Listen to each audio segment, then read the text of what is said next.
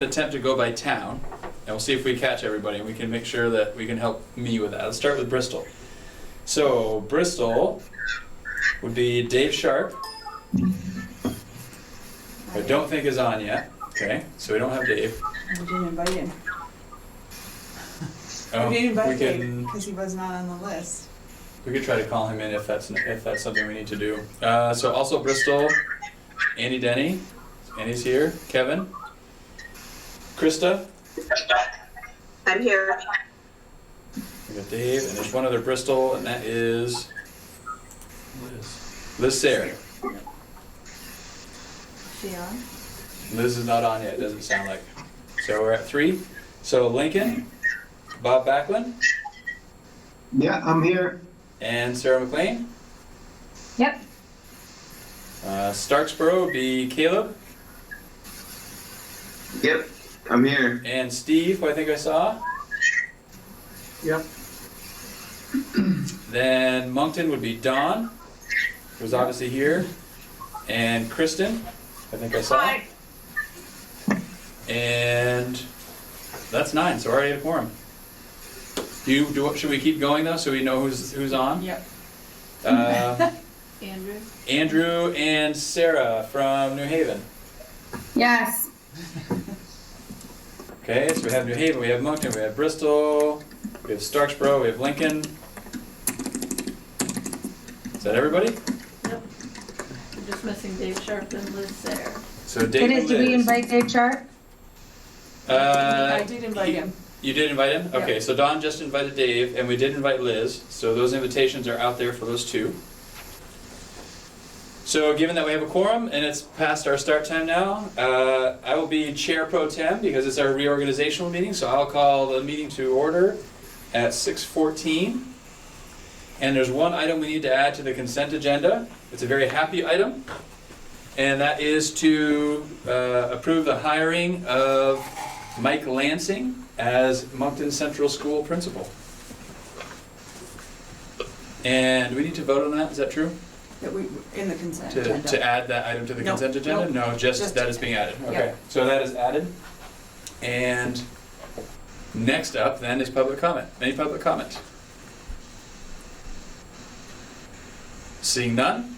I think we have the consent agenda on before the reorganizational, or is it reorganizational No, we did first? the other way. Okay, so we're gonna do the reorganizational meeting then, and we're gonna re-elect members. The first thing I would like to do is ask for any nominations for chair, and then once we elect a chair, I'll turn it over to the chair. I'd like to nominate Dawn for chair if she's willing to accept the nomination. Do you This accept is the Krista. nomination? I did. All right, Don accepts that nomination. And I don't think we need any seconds for nominations. Correct. Any further nominations for chair?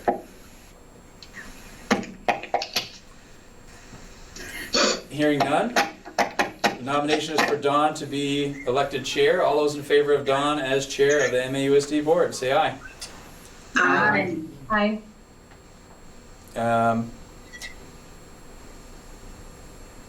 I'm wondering if we need to do this by roll call or if we can do it by voice vote. Let's go ahead with a voice vote, might be the better way to go. Sure, thumbs up. If you ask for any dissent and there isn't any, then you got it unanimous. That's a good That's point. right. All right, so if there's any dissent on any votes tonight, probably we should go to a roll call vote. But at this point, let's go with any of those opposed say nay. And any abstentions? Dawn has been reelected chair. That's all yours. Thank you, Dawn. Thank you, Don. Thank you. All right, so let's move on. Now we need nominations for a vice chair. I have it on good authority that our current vice chair would be willing to continue. That's Krista. Yes. I nominate, this is Sarah LaPearl. I nominate Krista Seringo as vice chair. Are there any other nominations for vice chair? Okay, hearing none. All those in favor of nominating Krista for vice chair, please say aye. Aye. Any opposed? Aye. Any abstentions? Okay, sounds like we're good to go. We're also in need of a nomination for a clerk.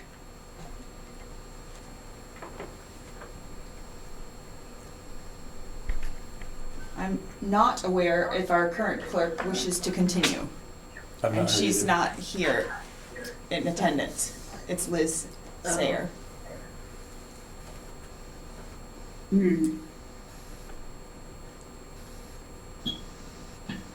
Feel free to self-nominate. Anybody? Are we allowed to are we allowed to nominate her in her absence? You can, and I guess if she can't take it, we'll just have to redo it at the next meeting, so. I'll nominate Liz. All right. Any other nominations? All right, all those in favor of nominating Liz as our clerk, Liz Sayer as our clerk, please say aye. Aye. Aye. Any opposed? Any abstentions? Okay. All right, now we're gonna move down to appoint representatives to the negotiations committee. Currently, that is Kristen Blanchette, Sarah McLean, Steve Rooney, and myself. I can only speak for myself. I'm willing to continue. Me too. All right. As am I, Sarah McLean. Me too. So I nominate the four of us. This is Sarah McLean. Okay. Any other nominations? All right, all those in favor of appointing the four existing representatives, please say aye. Aye. Aye. Aye. Any opposed? Any abstentions? Okay. Our next action is to appoint a representative to the community, the representatives to the Community Engagement Committee. So currently, let's see, that's Krista, Liz, Caleb, and Andrew. Do I have that correct? I believe so. Are you all willing to continue serving, or is somebody? I think I'm on it too, Dawn. Oh, I think. okay. Oh, I think you're right. You did join. Yeah. Sorry, which one is it? Kristen. The No, community, which committee? the community engagement. Community engagement.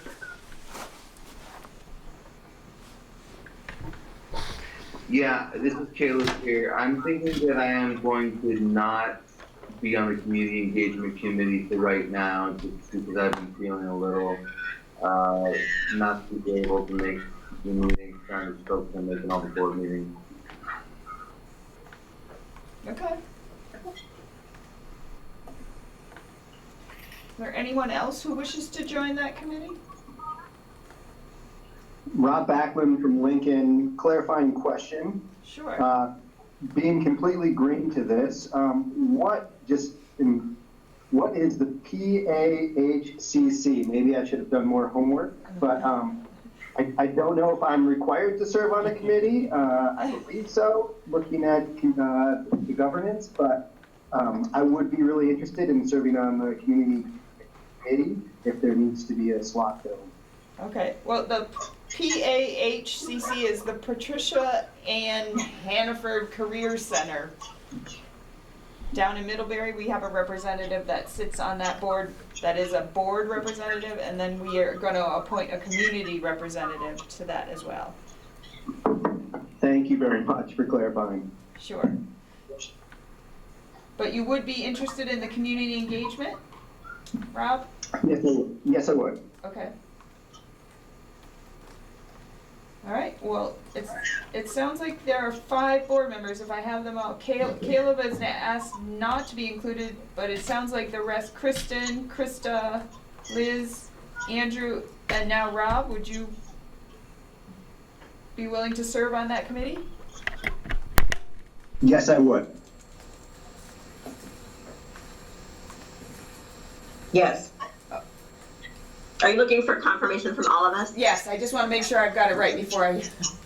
Okay, yes, Krista. And it sounds like yes, Rob. Kristen. Kristen, Andrew.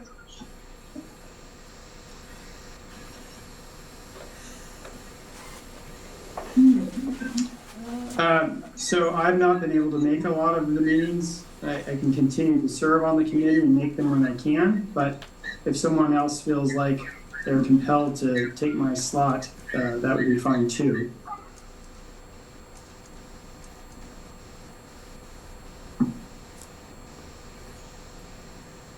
Sure. Not hearing anything. Okay, I can continue to stay on it. Okay. All right. So would somebody like to make the official motion to appoint the five of you? I'll make a motion to nominate the willing. All right. Any other nominations? Okay. All those in favor of appointing Kristen Blanchette, Krista Seringo, Liz Sayer, Andrew Morton, and Rob Backlund as representatives to the Community Engagement Committee, please say aye. Aye. Aye. Any opposed? Any abstentions? Okay. Just a quick, Patrick, did you check at the beginning, were we missing any oaths? Did you? I did not check, but we should do that now. Yeah, we should. It just occurred to me. Has everybody taken their oath of office that was newly elected? I did. You did? Rob Backlund has with Sally Ober and Lincoln, yes. Okay. Caleb Elder, no, I have not, and I'm not voting. Okay. Now we're gonna take care of it. Okay. Okay, so that leaves, I took mine. I took mine. And Annie took hers. Okay, so we're good. Okay. All right, so the next action. We should probably just capture for the notes that Caleb's a non-voting member tonight. Okay.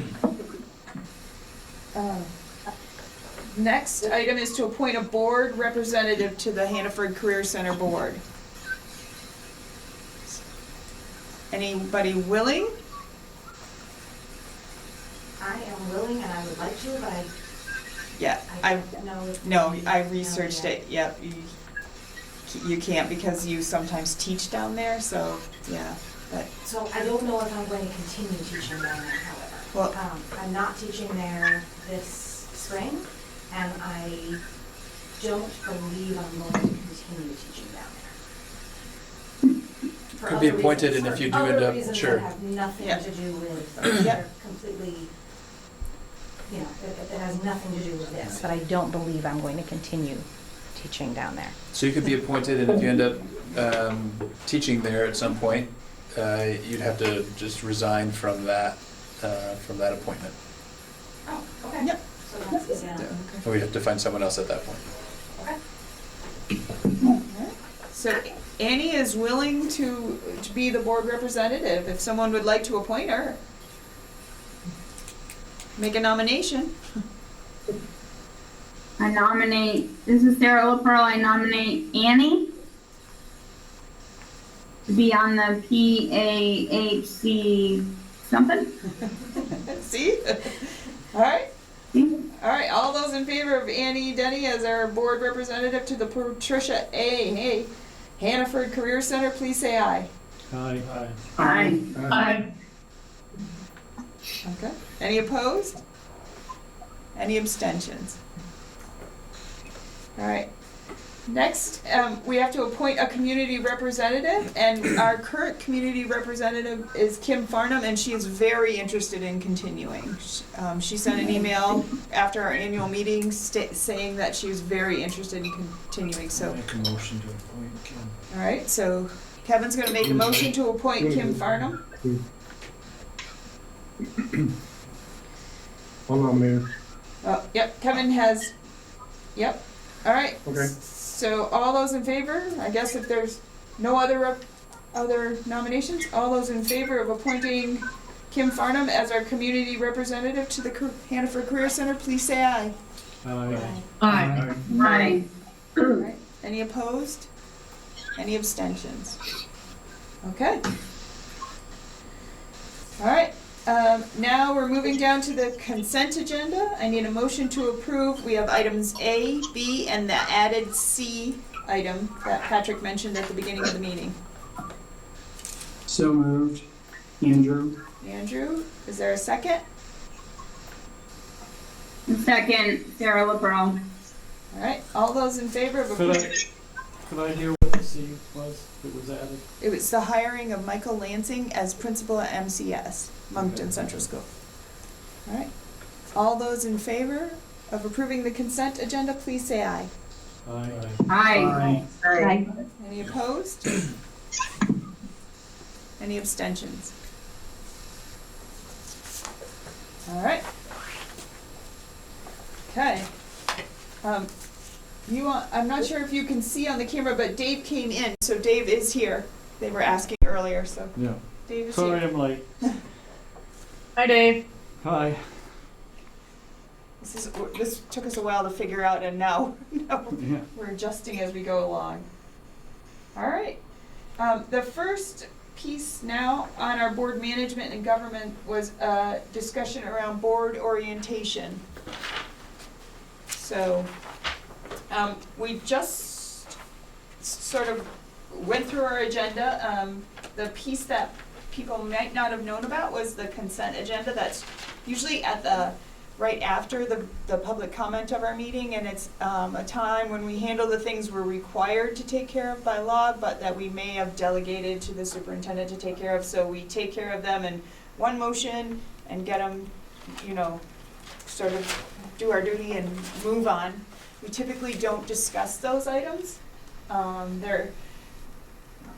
It's a way to streamline our meeting, but an item can be discussed if a motion is made to pull it from the consent agenda before it's approved. You can discuss items in the consent agenda, so that's typically how we work. The other piece that, for people who are new to the board, usually during public comment, we listen to what the community has to say to us. We don't normally engage in a back and forth. We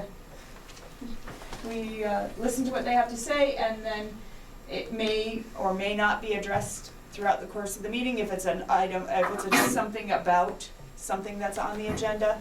And I find that screen very distracting. There may be times when we just thank the person and then we go on to our regular meeting. Let's see. The other piece you will see on an agenda usually is around ends and executive limitations, and that's typically the responsibilities we've delegated to the superintendent. That'll be the time when we discuss, are we getting to the ends, a monitoring report that gives us, that the superintendent prepares, that demonstrates the compliance with our policy, and if needed, a plan to improve it if there wasn't compliance. It's our job to assess the reasonableness of the interpretation and whether the data demonstrates compliance or getting towards the end. So when we look at that, we really look at through the lens of reasonableness. Is it reasonable that the policy means this, and this is how how he shows us that he's working towards meeting the goals and the policy itself. Part of the way, as I think about ends and executive limitations, because those are certainly two things that are important to my functioning, and that's sort of the foundation for the relationship between me as superintendent and you as the board. Ends are what the board says to me as superintendent, this is what we expect you to achieve for our students. And executive limitations are, and you can achieve those ends in any way you see fit, as long as your actions don't violate these executive limitations. So that's how I see those two working in concert for the work that I do every day as superintendent.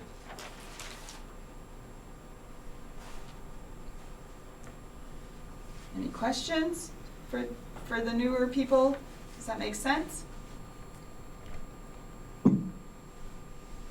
Rob Backlund from Lincoln, yeah, I read through the little handout and stuff like that. And we'll go with the flow, wear the flexible pants, but I think I get it. So, yeah, it seemed a lot to me. I was a high school science teacher for 5 years, and I developed my curriculum with sort of backwards planning or understanding by design, and it sort of popped into my head that this framework sort of fits some of that, and thinking about the ends being your enduring understandings, and maybe some of those limitations, or the you can't do this, or the no's, is almost like a central question. So that's how I framed it in my own head today when I was reading about it.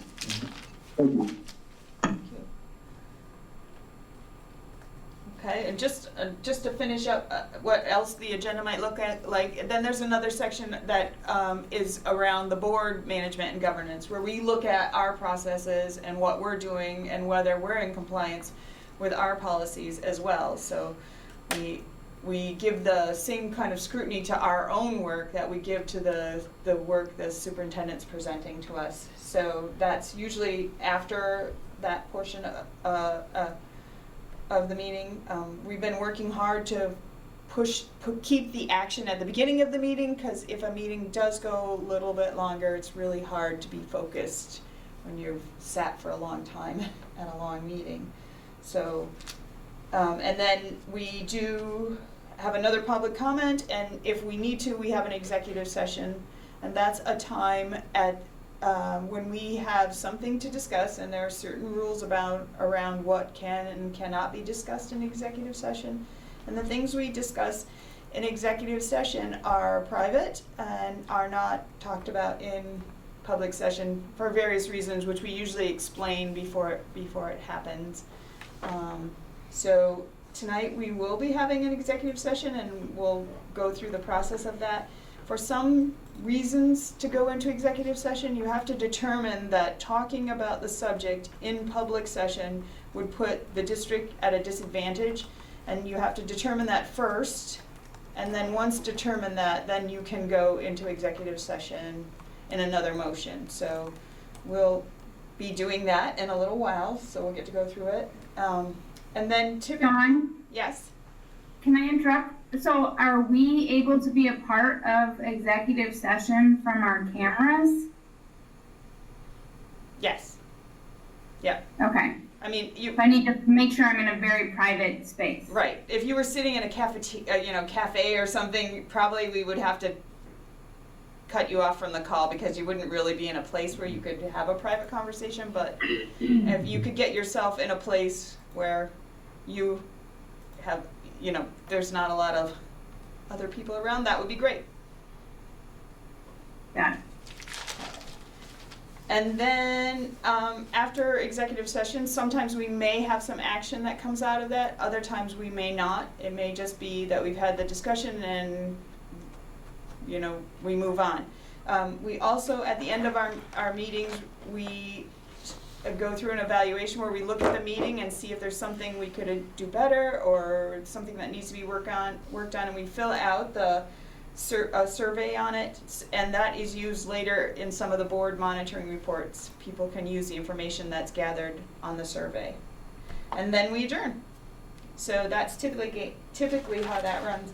A few other things that I want to point out to new members is, please, when you're emailing around a school board or a school board specific, please use your school board email.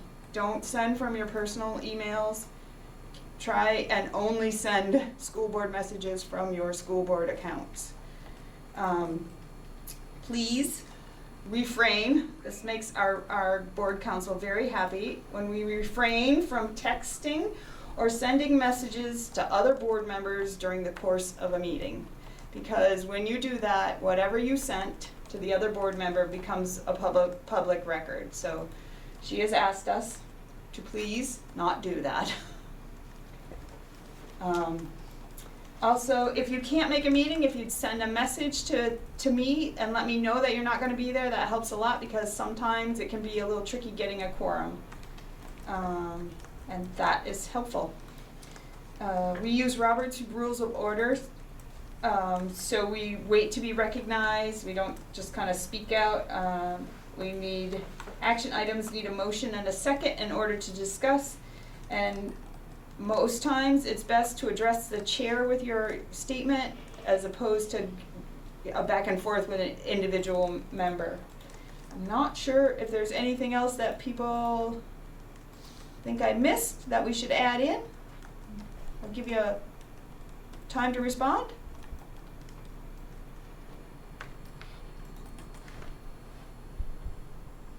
I think that covers it mostly, Don. Okay. All right, well, if you think of something along the way, we can just fit it in. Okay. Everything else is trial by fire. It is, you're right.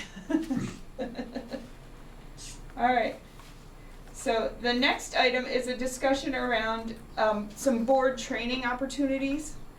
Last November or December, I attended someone new who's working on policy governance in our area. She owns a consulting business, and she's working with the Rutland districts because they're transitioning to policy governance. So I attended some of their meetings where they were trying to write their ends policy, and then I also attended another meeting where she was sharing a product she's developed called the Board Accelerator, and it's an 8-unit module that you do on the computer, and so you get a lesson, and then you have some testing, and you move up through the modules of the tenets sort of policy governance.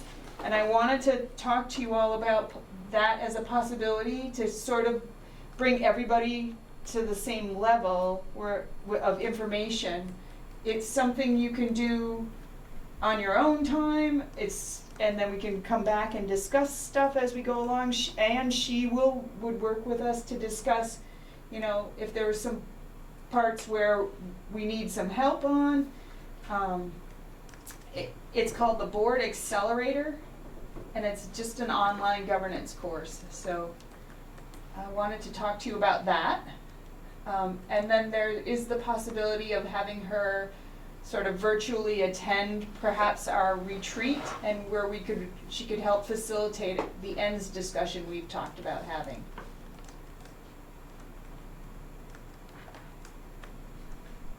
John, Yes. it's Krista. So did you get to see is she still developing the accelerator, or were you able to actually look at any of it? She actually, because I attended her workshop and there were so few in attendance, she actually gave me access to the entire accelerator, so I was able to take it from the beginning to the end, and then speak to her afterwards about what I noticed with it. Did I think it would be helpful? So I got to do the whole thing myself. I had access to the whole program, and it seemed to work pretty well. She put some fun little game show things in there to take the monotony out of the parts when you're really deep in a lot of text. But I thought it was very useful, and for somebody who hasn't had a chance to live with policy governance, it was a good way to get familiar with some of the terms and ways to look at things. So, Kevin.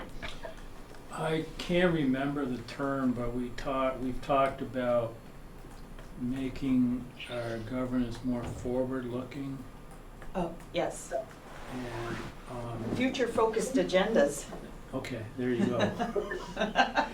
Now, do these modules point us in that direction, or is it more basic?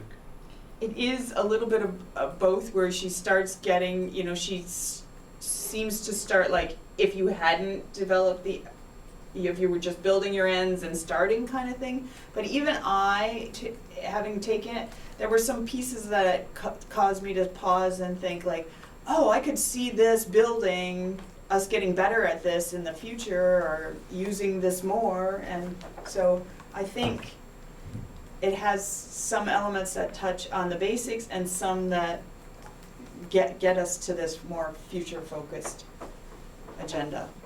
That there's some pieces that tie in that are the same words and focus that the future focus agenda is trying to get us to, that she uses as well. So I think we could build on the information in this accelerator and keep going.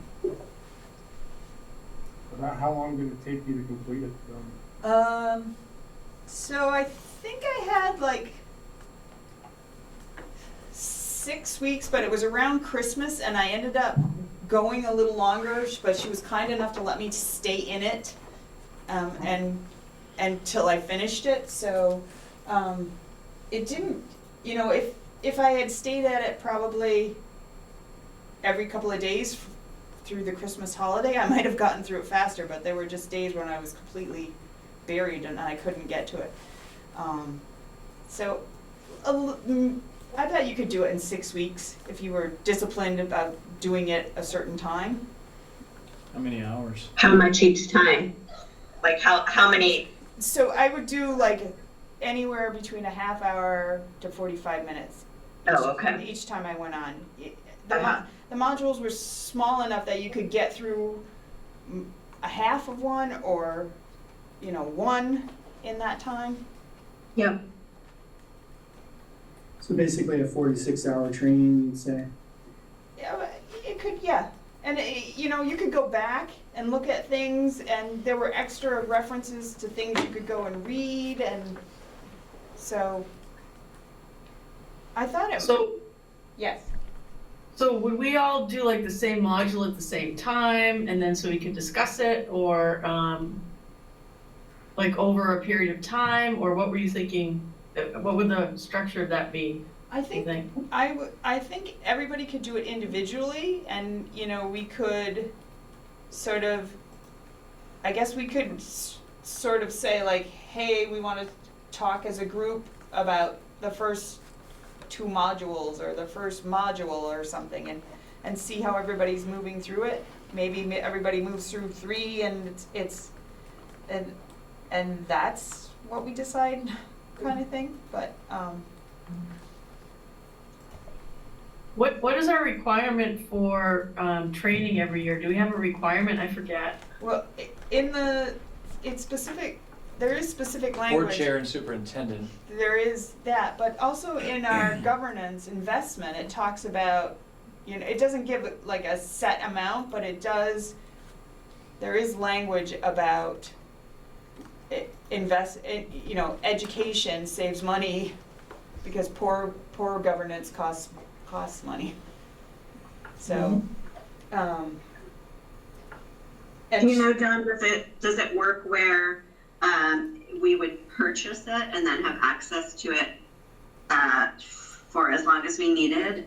Because I mean, I really like the idea. It's a lot easier to get people to, you know, as they come on the board, to be able to do this when they're able versus trying to schedule something once a year that we may or may not get everybody in attendance, and then every year we get new board members. And but I just wondered, is it like you purchase a certain number of seats and you have access for a certain amount of time, or do we purchase it and then we own it to keep bringing new people on?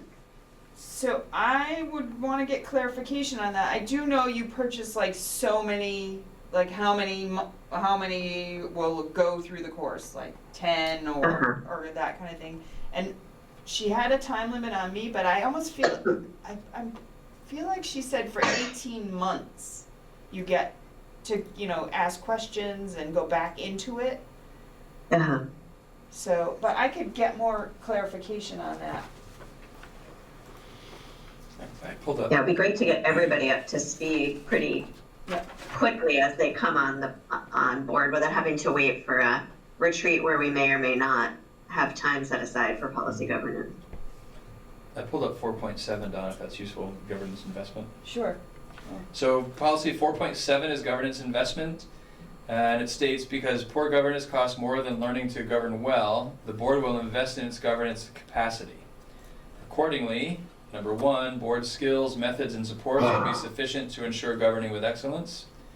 And 2, costs will be prudently established in the budget for the next fiscal year during the month of November for board member education, third-party monitoring, and linking with the community. It's pretty open. Yeah.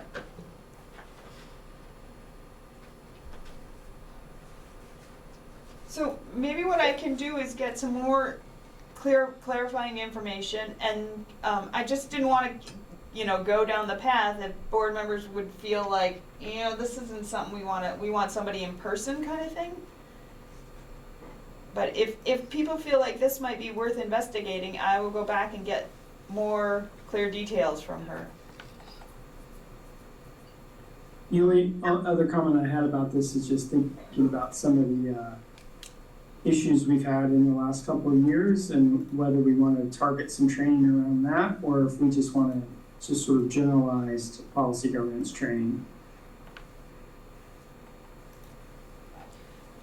She does have the ability to, we could do a virtual meeting with her where we could talk about specific things, and that's where I was thinking she might be helpful to help us have a ends discussion without getting down the wrong rabbit hole or down the wrong path.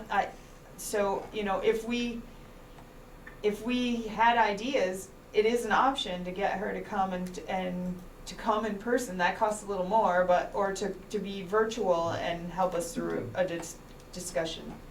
Yeah, I'm just thinking generally we've had I think the general thing has been the ends versus the ends and means interface, and then always there's like this little gray area that sometimes we get tripped up by, and wondering if we had some training that was sort of specific to helping us sort of stay on our side of it. I don't know if that's too broad at that, but knowing that that's a frequent issue that comes up for us. Yeah. And maybe that can be tailored in her trainings that we do on our own. I can certainly chat again with her about it, but like I said, I didn't want to go too deep in an investigation with her if board members were not going to be on board with the idea of the online course. Don, do we have access to any, the whole policy governance thing is kind of a proprietary thing developed by somebody, I forget. Carver's, yeah. Don't they have like their own courses and their own study guides, and does the VSAB have links to all of that as well? Yes, they do have Carver does have all their stuff, but one thing we learned in working with Val Gardner was that some of that stuff is not the easiest to learn from. In fact, she had us get that Carolyn Oliver book because it's easier to comprehend than the Carver's books. And Sue, the woman who has this board accelerator, she's not Val, but she has enough background with the policy governance to get you thinking along in that system. Right, and the original system was sort of more tailored for corporate anyway, wasn't it? Right. So she's got more of a educational. Yes. Like Val did, but yeah.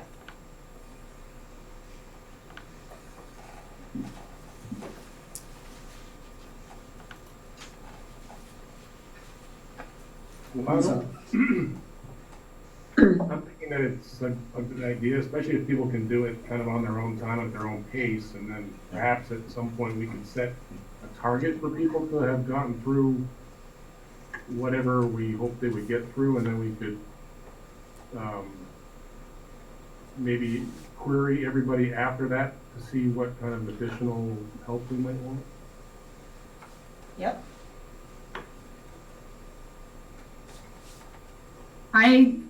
Dawn, I'm raising my hand. Yep.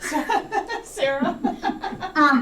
I think it's a good idea. I would, if I was a brand new board member, I would want to know more about policy governance. And this seems like we would all have had the exact same training, and maybe it can be replicated for new board members in the future, and it might be a wise decision to try it out.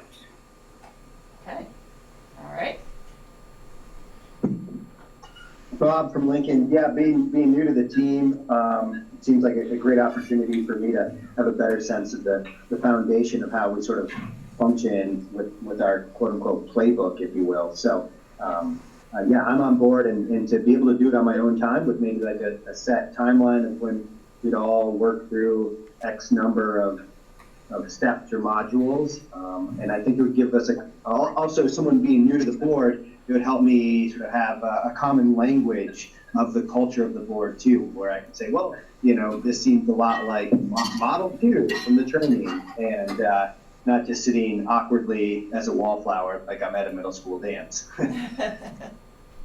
All right.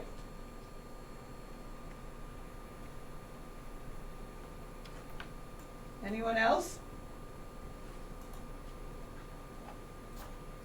I guess I'd say for myself, I have a lot to learn. So.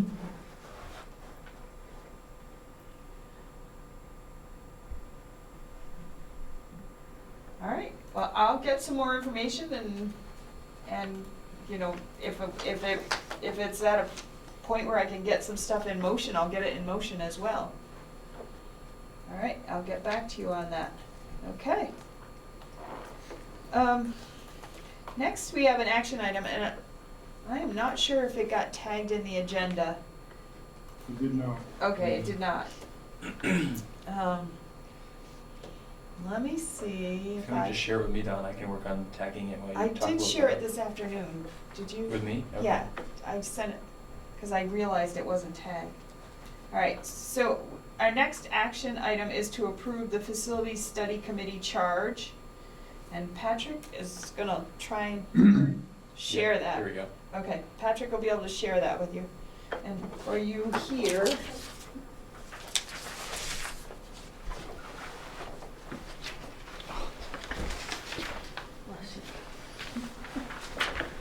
My glasses are in the car. Oh.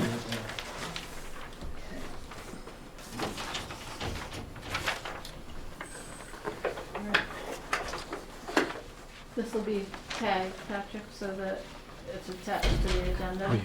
It's now attached. Awesome. okay, and it's now attached to the agenda. So give everybody a minute to read through it.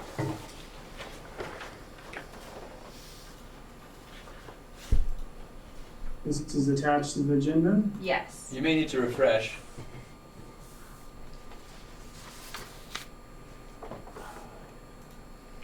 First off, I think this looks great, and I'm glad to see that there'll be, that the essential questions are considered and that there'll be some community members on the committee. I just wondered if in the charge we should include those additional questions and the scenarios themselves. I don't know if that's helpful, and that is all put together in that summary, Don, that you and I and Nancy were working on, that kind of got left in space once the COVID took over.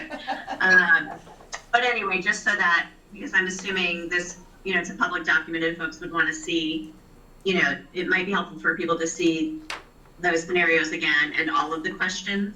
Okay. Yeah, I think it would be good for the record, Okay. just for the history of the thing. All right. I'm not gonna try and add it right now because you all don't need to No. watch me struggle through it. Yeah.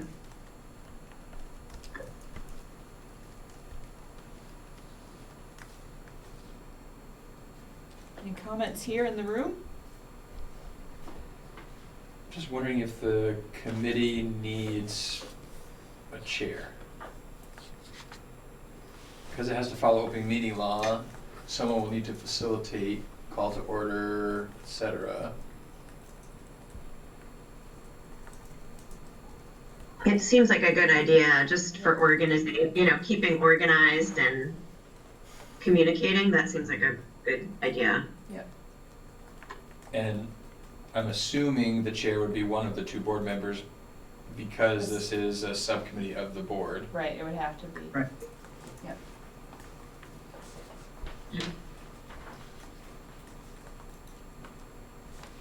Who are the community members on the board again? You guys? So they would have to send an email I'd have to get emails and then choose two from the emails I receive. Oh, I see, so they haven't been chosen yet? No, they Okay. have until the 30th. Thank you. What end are we trying to accomplish here? To offer some assistance to the superintendent and whoever's going to do the feasibility study, so that they have clear direction from the board about what they're looking for, and to offer some support to the superintendent, so he isn't the only one trying to make sure that all the that the questions are answered and the scenarios are considered, just to be additional sort of hands towards getting the study as requested from the board.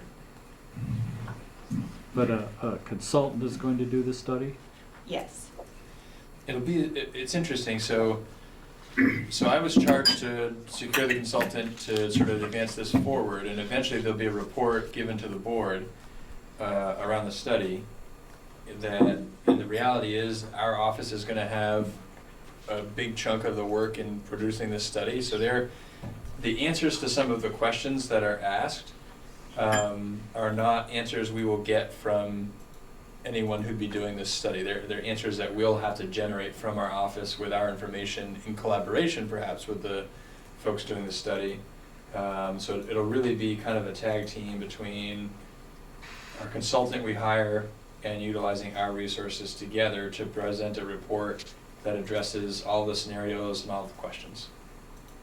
And to have the added perspectives of others on this group, ensuring that we're kind of we're approaching the questions in a way that's consistent with what we've heard from the community throughout our process this fall, was really important. And that's why why this committee was created.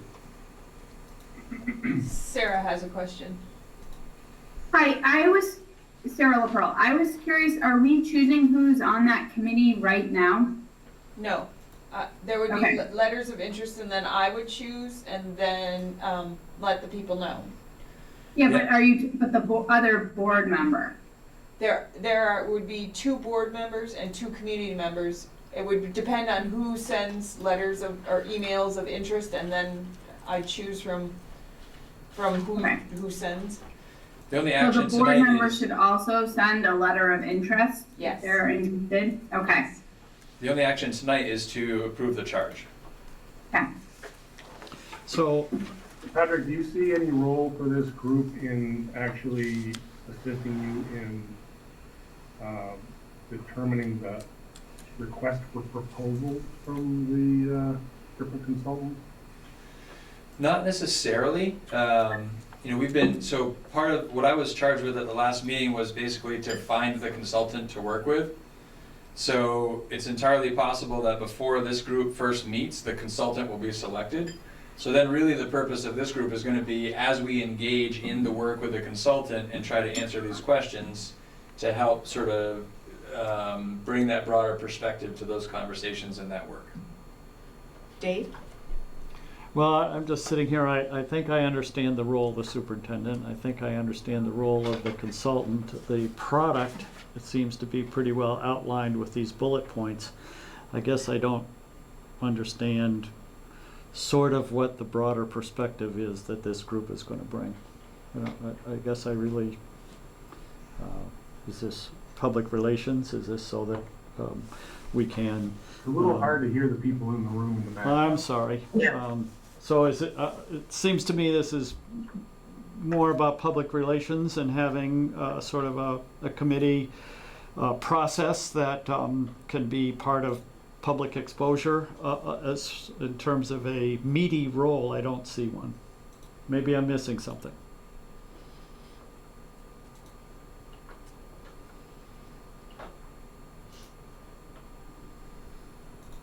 I think Patrick was sort of hitting on that when he was saying they're gonna help make sure that the questions or the information is there that answers those questions. Those were questions that came up from when we were talking about all those scenarios, so just a way to look at, okay, this is the information we got, does it answer these questions? Does it? And I guess as I think about it, so each one of these questions, and I think Krista alluded to the fact there may be others that need to be added, each one of these questions and each one of the scenarios that are going to be studied have a context that they came up in, and to have people that were part of the process to understand the context that produced the questions as we're sort of trying to get something up and running and studying these and producing a report that can make sense to the board, felt important to keep the context in mind. And I don't think you're on the wrong track, Dave, in terms of there is an interest in keeping the community engaged throughout this, and that it plays that role to an extent too, I think, and that's not an unimportant role. Thank you. So Dave, this is the sugaring down of all the things we've been doing since October. And the charge that we have on this says that the answers we get from the questions we've asked about the scenarios might lead to other questions or other scenarios. So this is not etched in stone. This doesn't mean that the information we get back is terminal. It just means this is information. And this is all the conversations that we've had sugared down into this paragraph. So the community created this, and it's not the terminal event of the entire process. Thank you. Kevin? Yep. I guess, so these are the questions during our last day retreat with administration that we kind of come to this stumbling block, and we had all these, we were divergent, we had all these questions. And this is the synopsis of those questions, if I remember correctly. I agree with Krista's point that we should also consider the scenarios and the various pros and cons developed about those. And I have caution about other inputs that probably we should not hide underneath a rock, but we should be clear where all these inputs come from. This comes from board's administration retreat. The scenarios come from a development of the board and administration, and then we have these continuing comments from the community that somehow get filtered in that have merit, but they should not be construed as being developed through some of the other processes, in my opinion. And then Steve kind of alluded to who does the selection of the consultants, and it's a fine line between means and ends, but the board ultimately will have to go out and pitch the solution. And it would be important, I think, for the board to be able to say, yeah, we were involved in hiring these people, we were involved in working with these people, and here's our recommendation because we believe all this information because we were involved in it. So I don't know, and I'm not saying it's going to be, okay, here's everything set here and pick it up from there, but it seems like there should be some, as this committee folds together, there should be some assessment or understanding or rationale, or, well, let's stop and think about this as to where we're going to go with assistance through consultants and whatever. Because once you go down that path, you know the path narrows as you go down it. Is it helpful if I share an update on just so. what little bit of progress has happened so far? There's nothing that couldn't be turned around at this point, but so I had an opportunity to share this with the Community Engagement Committee the other day because the conversation kind of went down the path of the consultants and that study. what's happened so far is, so I've been in communication with the other superintendents in Addison County, because part of what has surfaced through these conversations was wanting some information, certainly specific to MAUSD, but also looking for opportunities outside of MAUSD in Addison County. So in conversation with those other superintendents, Addison Central is well down the path of facilities studies. They've already contracted with an architect. They have studies, etc. Addison Northwest was not that far down the path. They're sort of in the similar place that we are. And so in talking with those superintendents, and specifically with the superintendent in Addison Northwest, we thought it made sense to work with the same consultant as we look to what are our needs specifically within the boundaries of MAUSD. They would get information about specifically within the boundaries of Addison Northwest, and we'd want some information about what opportunities may present if we looked cross-district in those two districts, and could we work with a contractor that could look at the work that was done in Addison Central and feed that into something that may be a county-wide perspective. In talking with Addison Northwest superintendent, she had experience with a group called the New England School Development Council. So they're a not-for-profit organization that works around New England doing these kinds of studies for public schools. What an advantage I thought, so part of what you get with working with an architect group, no offense, Steve, you get the numbers for the most part, right? You get info, you get the numbers. What might be missing from that is sort of an educational programmatic lens. The New England School Development Council is run by mostly retired superintendents. So we get the same sort of data, the figures and the facts, with a lens of programmatically what makes sense for kids, which feels like ought to be a critical piece of the information that we're collecting. Ultimately, that's what we're striving for, is how do we provide strength in programming given our fiscal constraints with the facilities that we have and what makes sense there.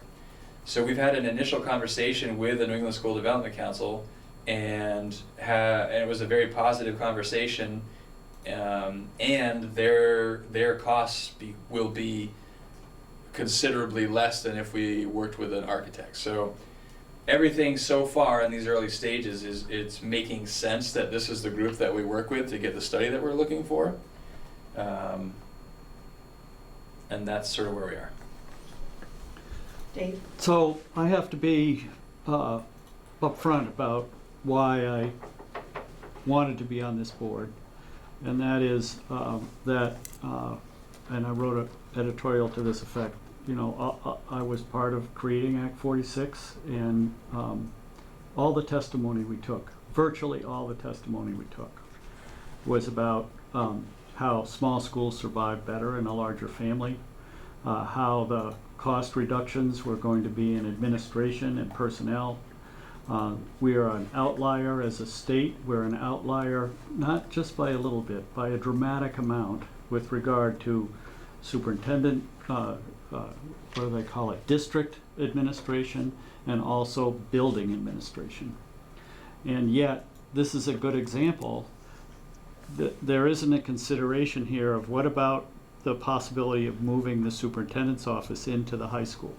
It's just an example of how the administration of this district might be modified to face the demographic crisis that we're facing in this district and in this state. If you're always looking, as all three Addison County districts did, at closing schools, when 80% of the cost of running a school is in personnel, it concerns me greatly that we're not addressing the problem the way we ought to be addressing the problem, and that this whole list has nothing with regard to administrative costs is concerning to me. So Dave, could I speak up?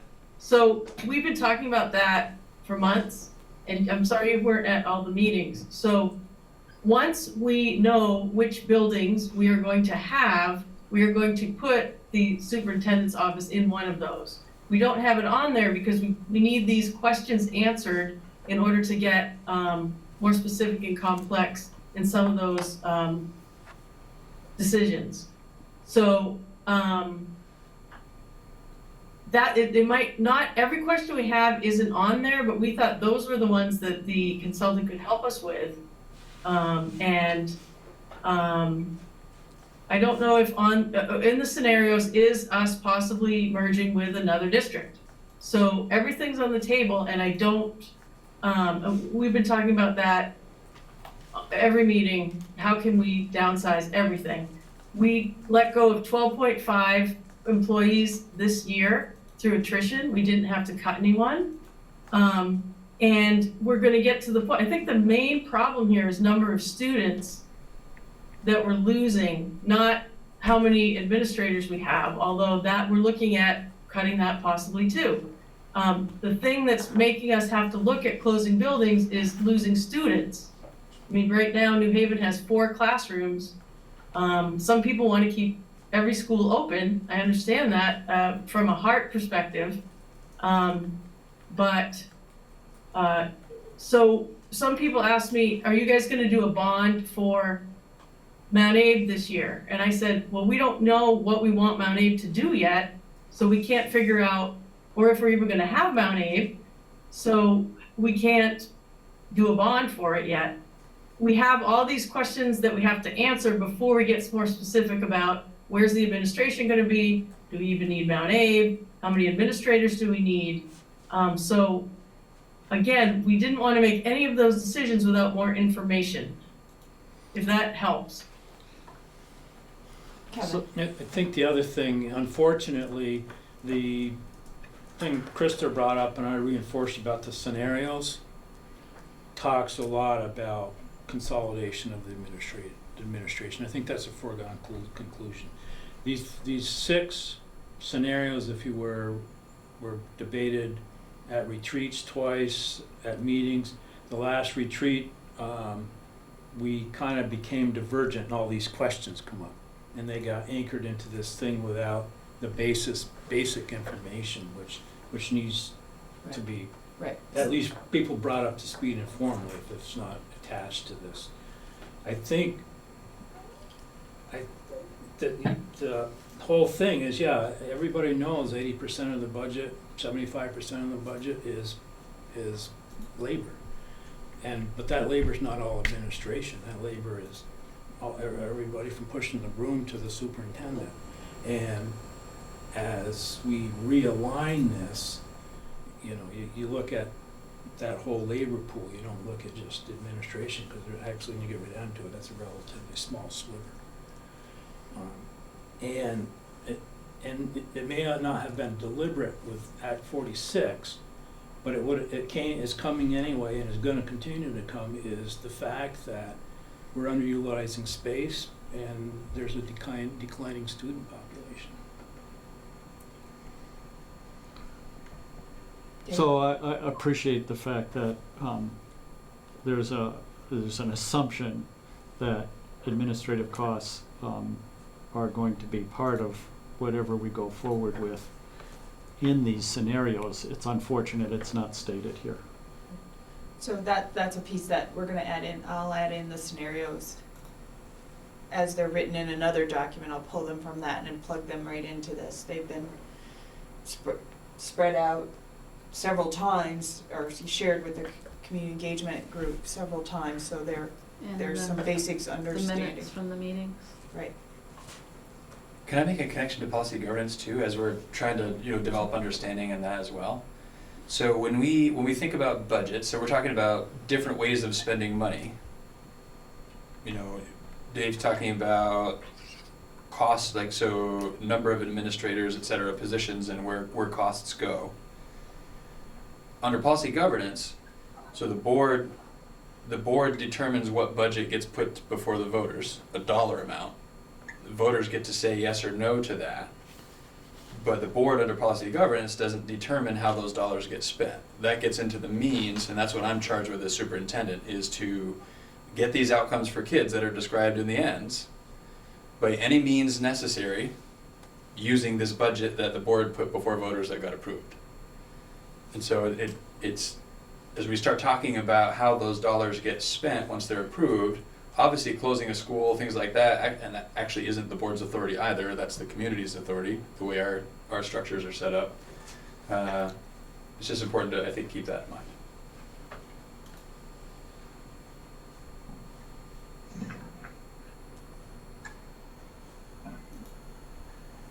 This is Krista. I was just wondering if in the charge or in thinking about this committee's work, we can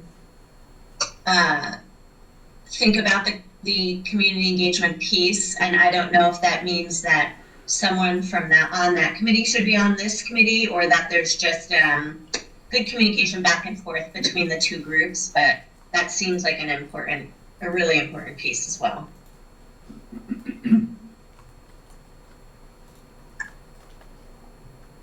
I'm making a note of that. Okay, thank you.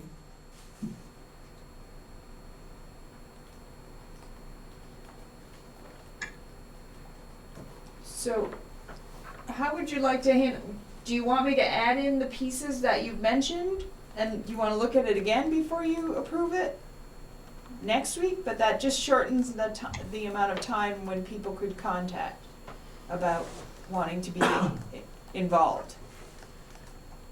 It just takes a few days off of, well, a week off of the, or the 3:30 deadline. I would support it with those additions. Does this charge need a schedule? I specifically didn't put a schedule in because it's gonna revolve around the people who helped with the study, and I thought if there was a schedule, that might eliminate somebody who might be able to help us because they couldn't fit the schedule. I also think we're in pretty unusual times right now. So in that initial conversation with our with the New England School Development Council, they said what's really important, and it makes sense, is that when they're doing their study, that they're seeing the buildings with kids in the buildings, so they get a sense of the current use as they think about capacity and possible future use. I can't tell you today, the next day, our kids will be in our schools.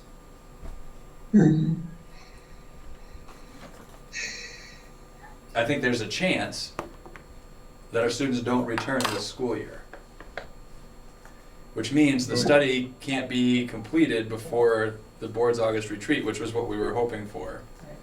And so that might mean we're into next year now, in the fall sometime, before the board can have this. So our timeline that we set up this past summer, I think, is definitely in question now in light of everything.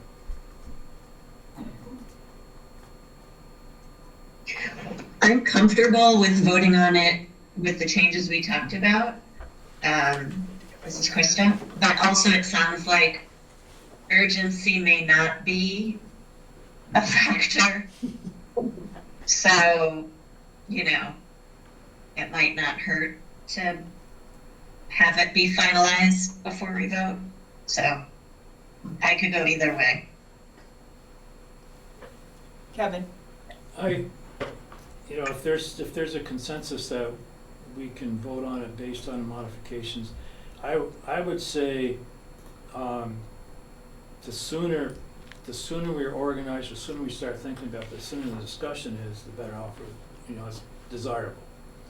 And yeah, we're going to be delayed by certain gates, but it doesn't mean that the whole, there's certain, I gotta believe there's things that can be done organizationally at least beforehand. I come from an environment that the quicker you do things, the better off you're going to be to go to the next problem, if you will. I think we're there. So those other problems keep coming, don't they? They don't stop until you solve this one.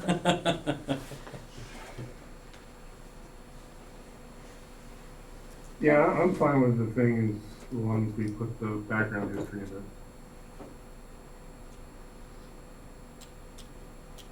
Okay, so your options are to approve the charge with the modifications, and the modifications would be add the scenarios and the other questions, add the piece about appointing a chair to this committee.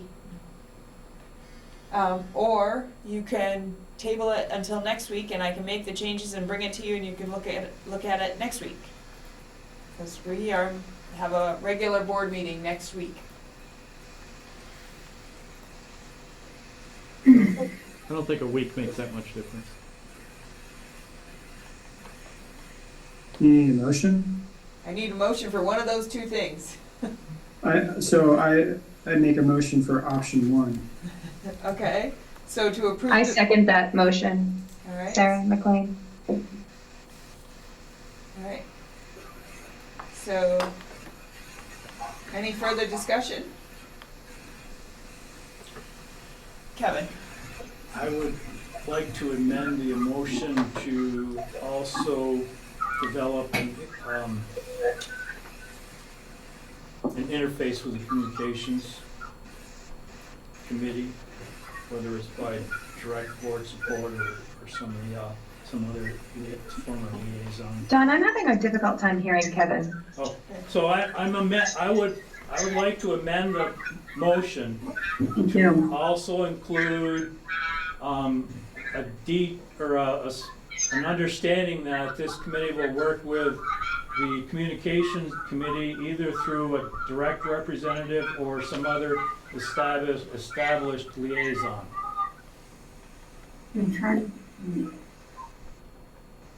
Yeah, you're gonna have to repeat that, Don. Okay, so Kevin's amending the motion and he's stating to develop an interface with the Community Engagement Committee, either through a direct representative from that committee on this committee, or establishing a liaison to go between the two committees to keep the communication line open and collaborative. Is that? Yes.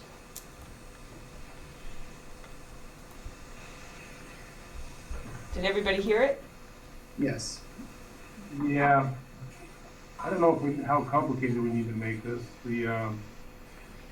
I'm assuming we probably have an update at each of our monthly boards from this committee. Right. And I know that I went and sat in the Community Engagement Committee meetings a couple of times, even though I wasn't on them. So it's certainly possible that anybody in that committee could come join the meeting at their discretion. I'll withdraw the amendment. Okay, he's withdrawing the amendment. All right. It's a pretty small group. We communicate pretty well. All right, any more discussion on the charge?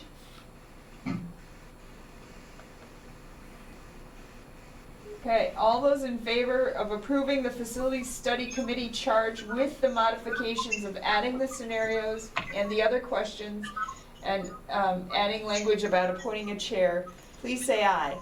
Aye. Aye. Any opposed? Any abstentions? All right. Motion pass. Okay, the next item is an action item that I actually put on here in hopes that we could do a little board work around a possible language change on policy 4.4, school board chair's role. So you can. Excuse me, Dawn? Yes. Can people that aren't speaking put their device on mute? That will really eliminate background noise. Okay, does everybody hear that? If you're not speaking, will you put your mute on? Okay. So you can find 4.4, the policy on the website. And if you want to look at our last monitoring report of that, you can go to the website as well and look under district reports and scroll down to the 2019 year and find the report from November of 4.4. So if you want to refresh your memory.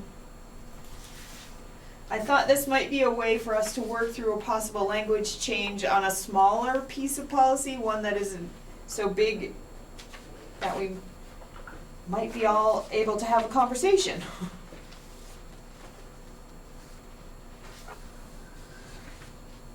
Yeah, you're just gonna Is there any chance in the future when we refer to a policy that we can link to it on the agenda? Yes. Great, thanks.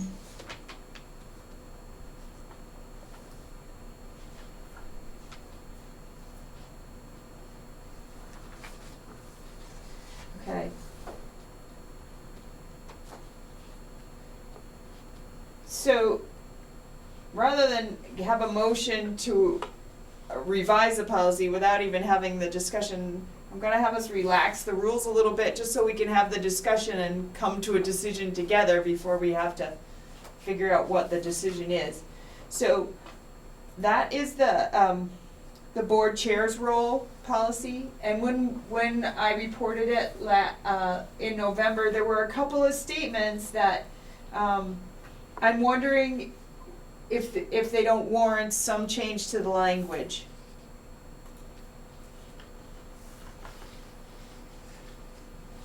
So do you wanna go over those So, statements? so one of the comments that was 2 years in a row was that the board chair should not do the report.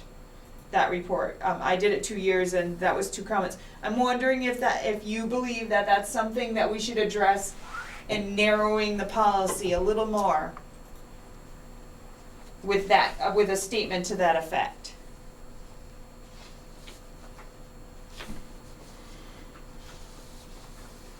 Just saying that the board chair shouldn't do the Yes, because report on that? Shouldn't do the monitoring report. Shouldn't, yeah. Sure. Yeah, that makes sense.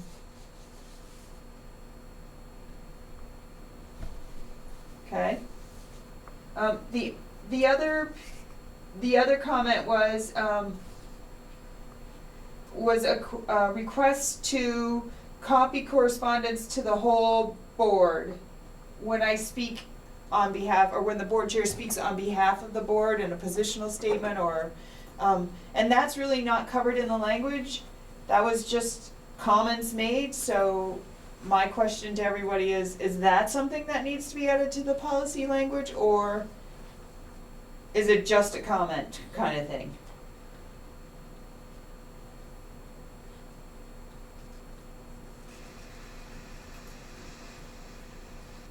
Don, can you give us an example of when this would apply?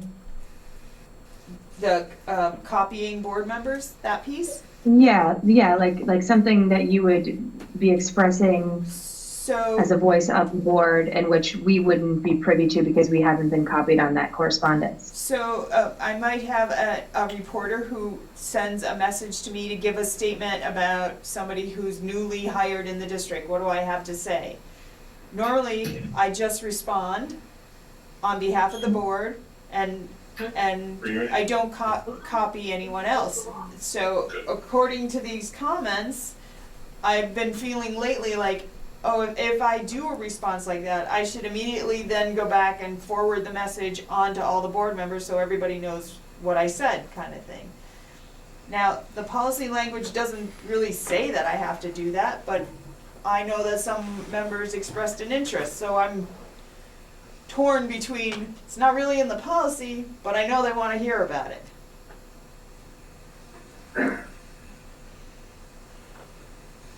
So I have a question, this is Andrew. Is this about, this is what the board wants and just are we codifying it in the policy, or we're still having a discussion of whether or not you should be forwarding that email to us?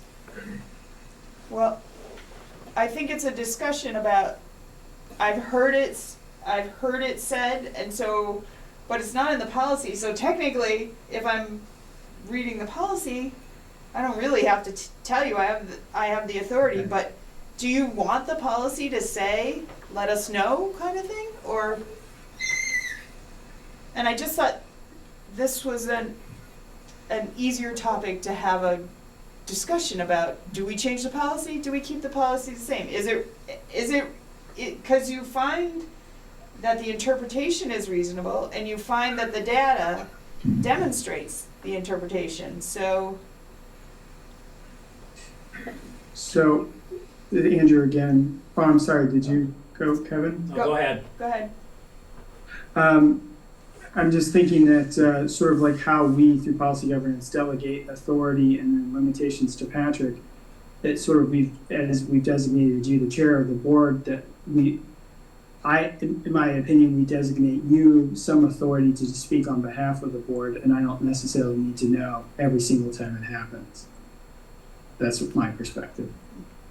And then I was gonna say pretty much the same thing, that, you know, we're looking at ends and weeds, or means. And, you know, some of that stuff doesn't seem to make sense to clog up email boxes with.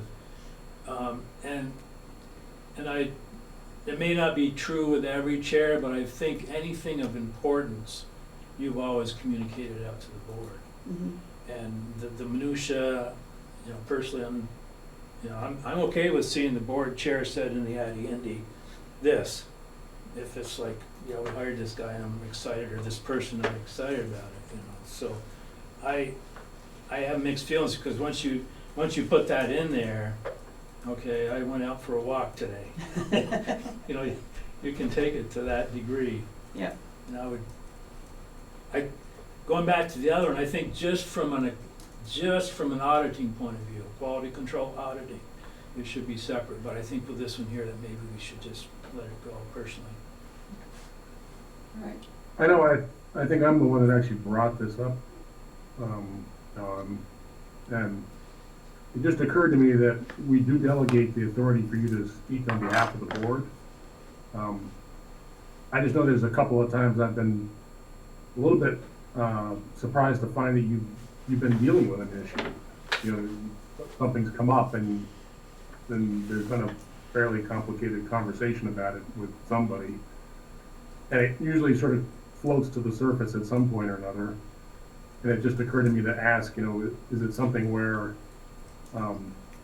when you find you have the need to execute that authority, is it something the rest of us either should know about, or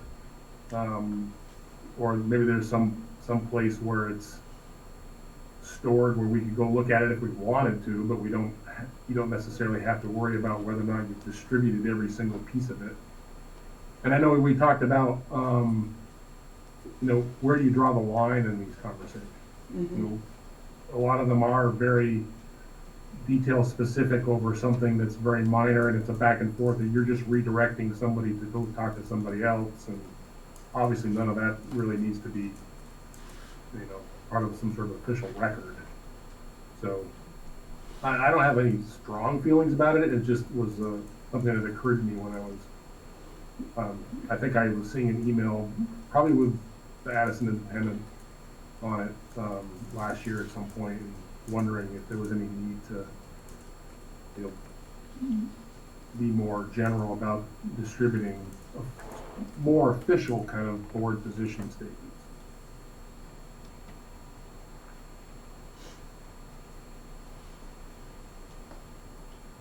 Okay. Anyone else?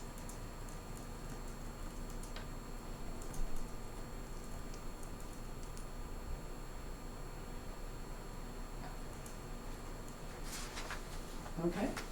I think the action is no action. Yeah, I think that's probably appropriate from my perspective. I think it's something that could be monitored. Yeah. It's just part of the monitoring report. Yeah. Well, I felt like it was an easy way to have a discussion about, do we need to look at the policy? Is it not doing what we want? And where it's not a giant subject. Because if we want to consider at some point changing a policy, adding something to the ends policy, we're going to have to practice little bites to get to the big stuff. I think one thing that might be important to come out of this is having it be possible for board members to understand what comments have come up on policy, in monitoring reports and on policies in the past. So if I'm doing say the next person that does the chair monitoring report wants to look at kind of a history of the discussion of comments that have come up in the past, is there a place where we've got those recorded? Right. So since all board members do a part of the monitoring reports for the board stuff, they're in Google on Drive, there is a file called Policy Governance where you can go back and look. You click on Policy Governance and then it's report and it has the years, so you can look back, and the sheets I sign and where I gather everybody's comments are there, so you can see them all there. That might be a good instructional thing to go through at some point. Okay.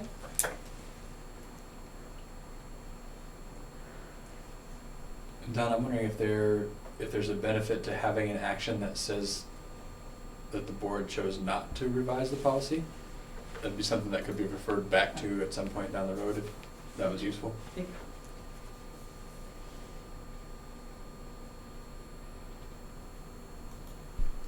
If someone was inclined to make that motion, to make no revision to the policy? So moved. All right, Andrew? I'll second. Is that Steve? Yeah. Okay, any further discussion?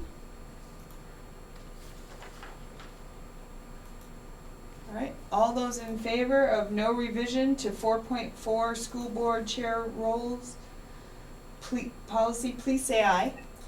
Well, Aye. Aye. Aye. you mind if I throw one question in? Sure. Sorry about that. That's all right. Did we decide the language about the, having somebody else do the report? No, we did not. No, we did not. But at that last meeting, Kevin, I think Kevin and I are going to switch.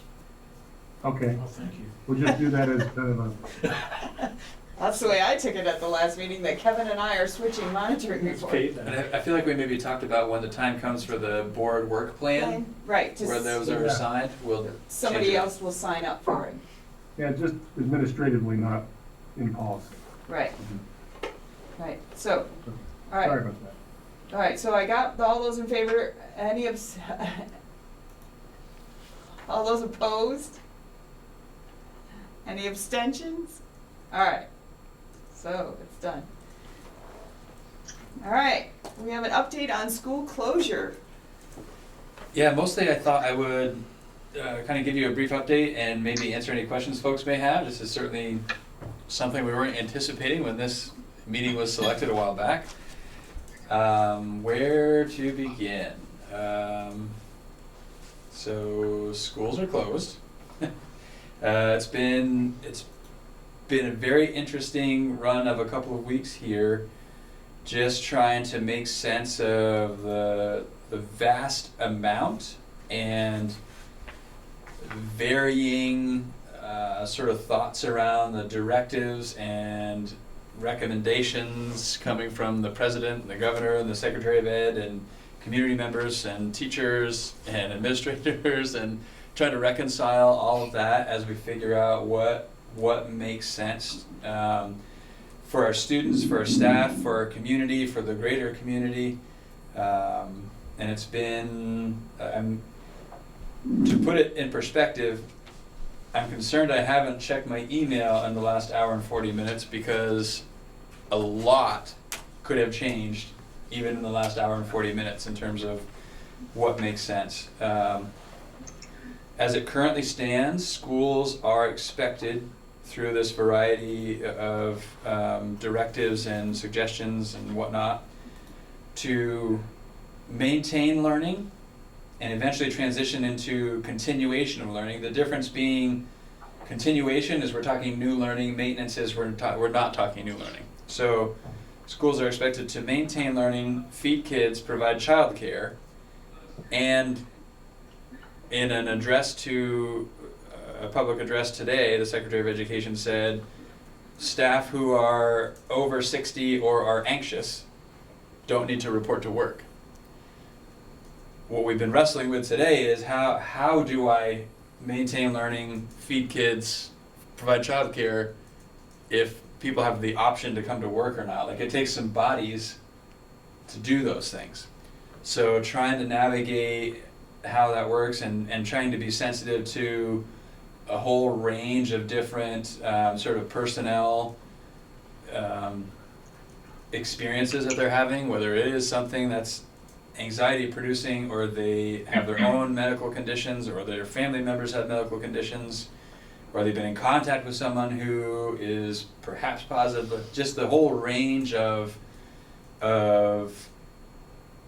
challenges that come about as we work to do those things has been really interesting and challenging.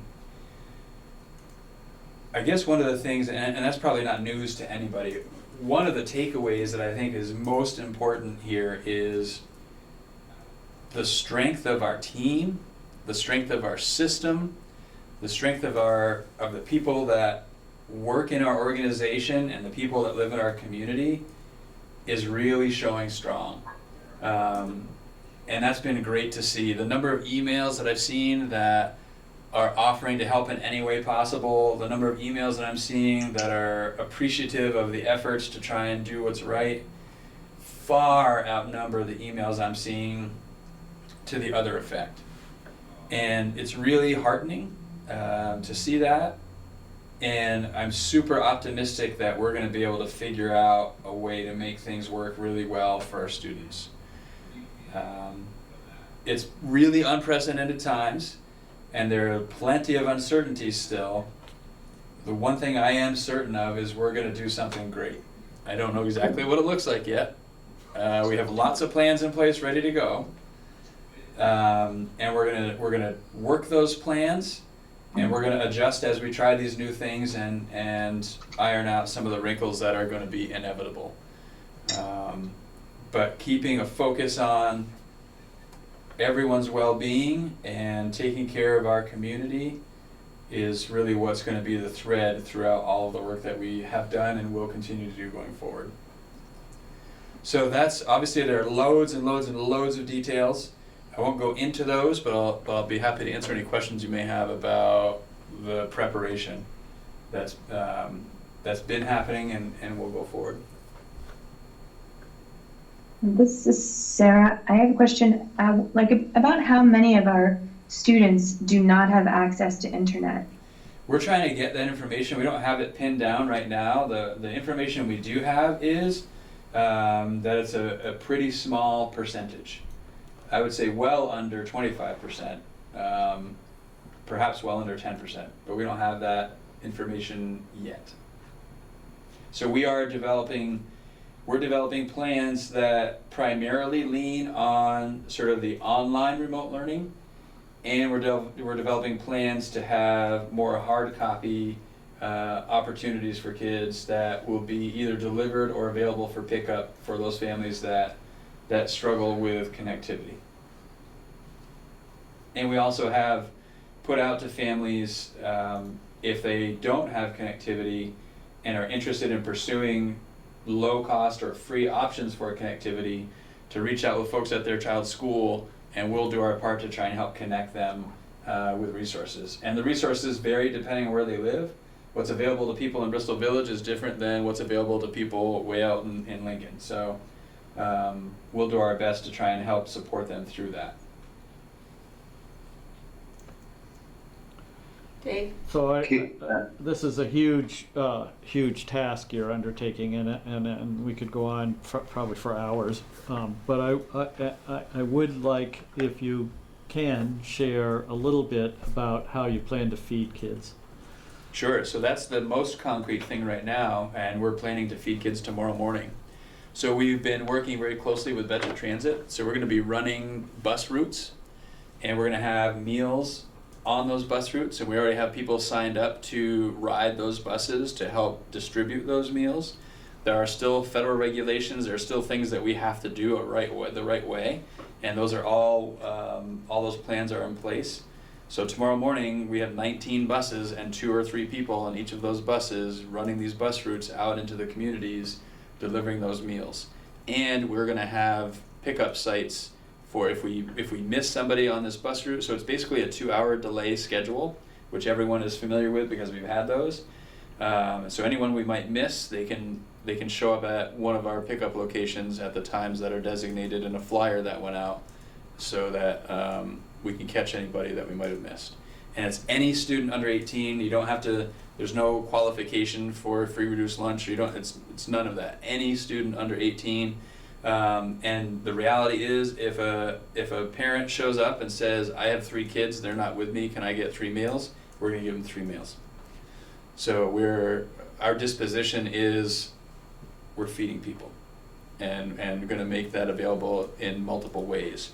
The system that we're building for food distribution is also a system we can use for perhaps Chromebook distribution if they haven't already taken those home, or packet distribution if we're doing hard copy packets for some families. So really tying all of that together. And if they left their snow pants at home, we can distribute those through this method as well. So we've talked about that. So Thank you.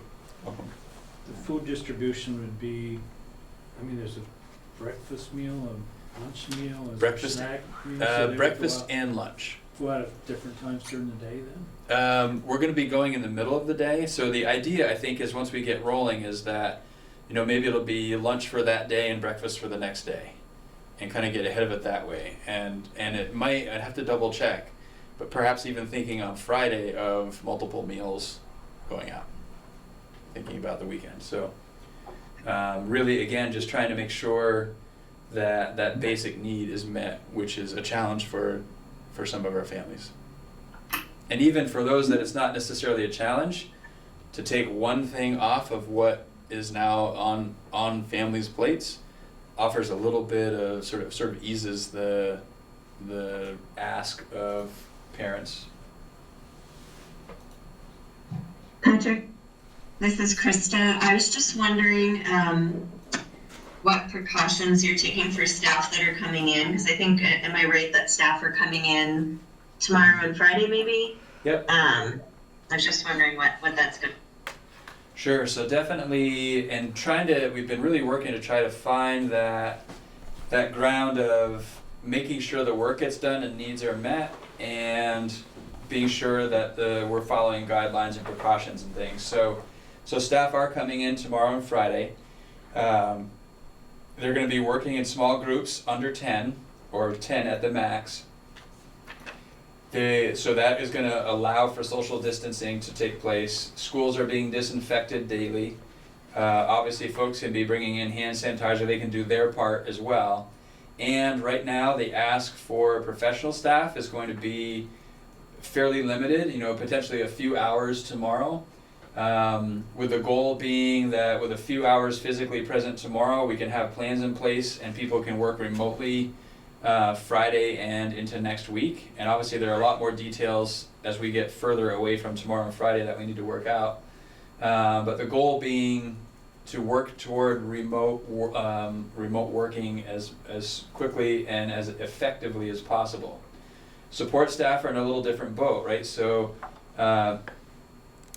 in sort of an ongoing way, our teaching staff are going to be able to work remotely and support kids through that mechanism, so might not have to come to school physically often at all. In fact, our goal is to not have them come to school physically often at all. There are other things. We can't feed kids remotely, we can't clean our schools remotely, we can't prepare our meals remotely. So we are going to have things that we need people to physically come to school for in an ongoing way, and our effort is to try and balance what we're doing, what we're asking of folks. So for example, I think I shared with all of you the joint communication that came out from the MAEA and our leadership here at MAUSD, really clarifying for folks, like the big worry for folks has been, am I gonna not get paid? So in particular, hourly folks really worried about that loss of income, and we made it clear we're committed to ensuring people get paid. And the flip side to that is we may need to ask people to do things that are different from what we would normally ask them to do.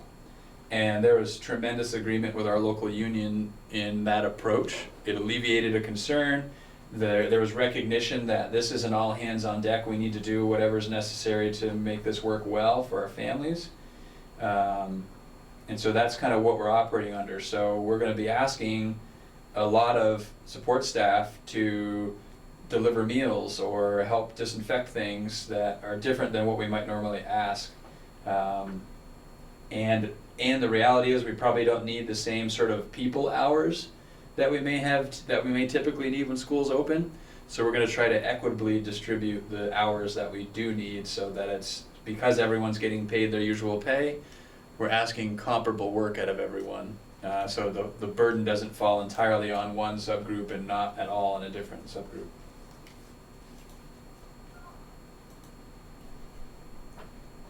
Kevin? Daycare. So there's kiddos out of school. Parents might be home, parents might not be, parents might be in what could be considered a critical position at their place of employment too. Are schools sheltering? Sheltering is not the right word, but are schools open for kids to come to, or how does all that come together? So there's a lot of clarity still needed exactly what this looks like. What seems clear is the directive from the governor and the secretary is that schools are expected to provide childcare for essential employees. Our understanding of the term essential employee includes, it might be people that work in the government, it might be people that work in healthcare, and it might be educators.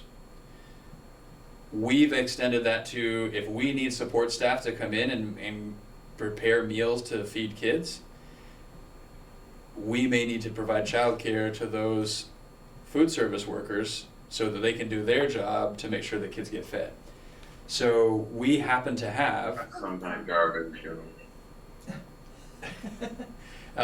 we happen to have a licensed child care program. Not all school districts have licensed child care programs. So as an educational institution, we're not licensed to provide child care.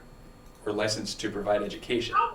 Our expanded learning program is licensed child care program for school-age children, 5 and up. We do have a pre-K program, so that would cover us for their pre-K education program, not so much child care, but the licensing requirements are being sort of loosened a bit to enable things to just sort of work and meet needs. So we may be expanding into care for 3 and 4-year-olds. Right now, the plan, we're sort of, in terms of childcare, we plan for Thursday and Friday. And we know we need to plan additionally for beyond that. But right now, we recognized we may have a number of staff members that can't come in because their children are not able to go to their childcare, and we need these people to be in doing their work. So we're set up for tomorrow and for Friday for school-age children, because that's what we're properly licensed for, to provide childcare to our staff that we need to come in and do our work. We haven't had any requests that I'm aware of from healthcare providers to provide childcare, but the idea is if there's a need, that schools are flexible in helping to meet that need. Again, so before noon today, I was feeling pretty confident in our ability to deliver childcare and meet these needs and be flexible and try to help in any way that we can, because I think we have great people that can provide a great service. Until, again, the message went out, people can choose to work or not, given those two conditions, if you're over 60 or if you have anxiety. I'm now concerned what's our workforce going to look like to be able to deliver all of these things. If all of my support staff says either A, I'm over 60, or B, I'm anxious, therefore I don't feel I should be coming to work, and I'm expecting to still get paid, I don't know how well we'll be able to carry out what has been directed of us. Caleb, are you waiting?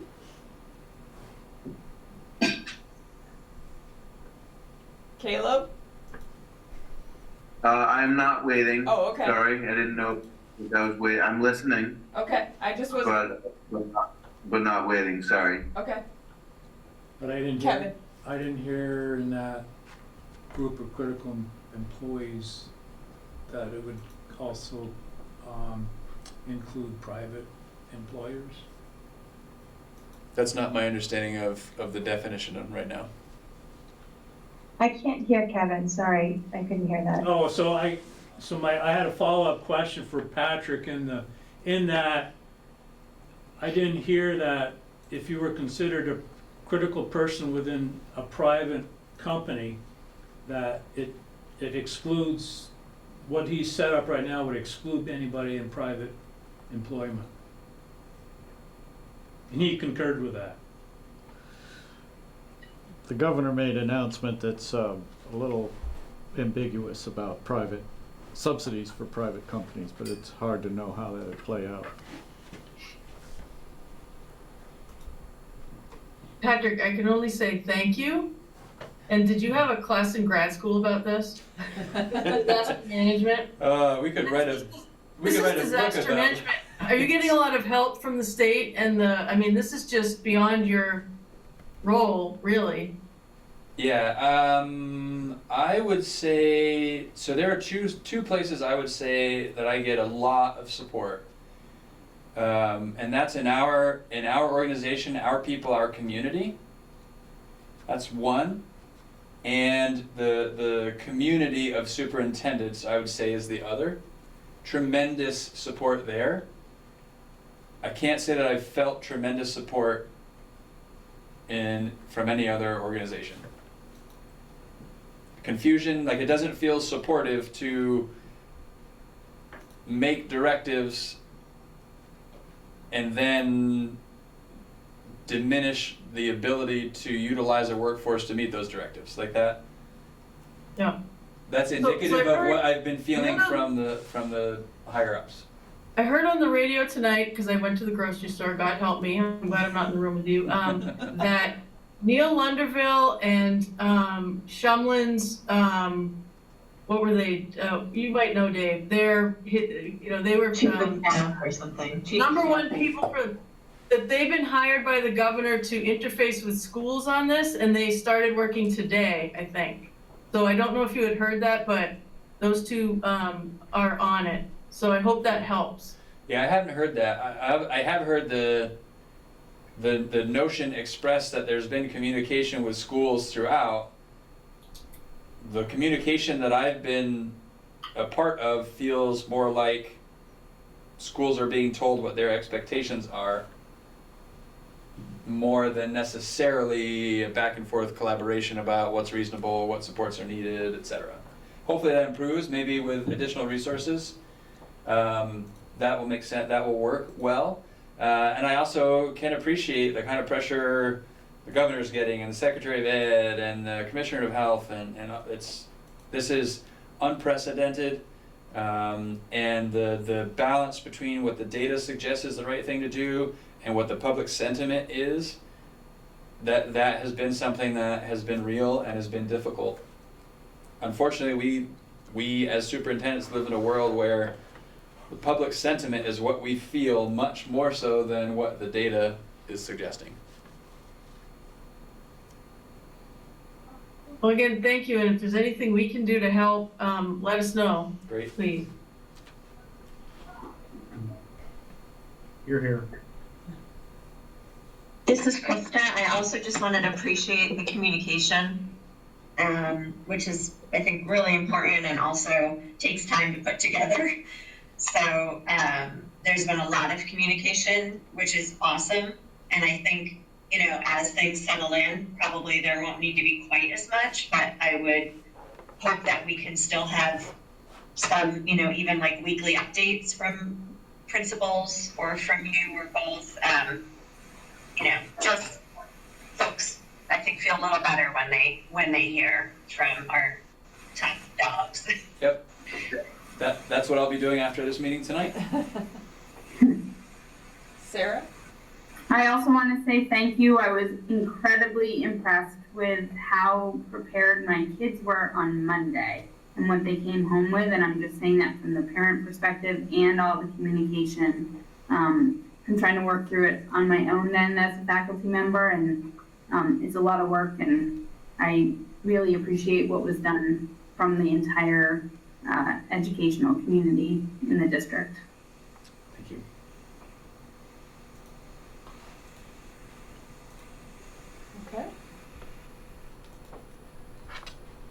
All right. Let me know if you want to ride a bus and deliver meals. All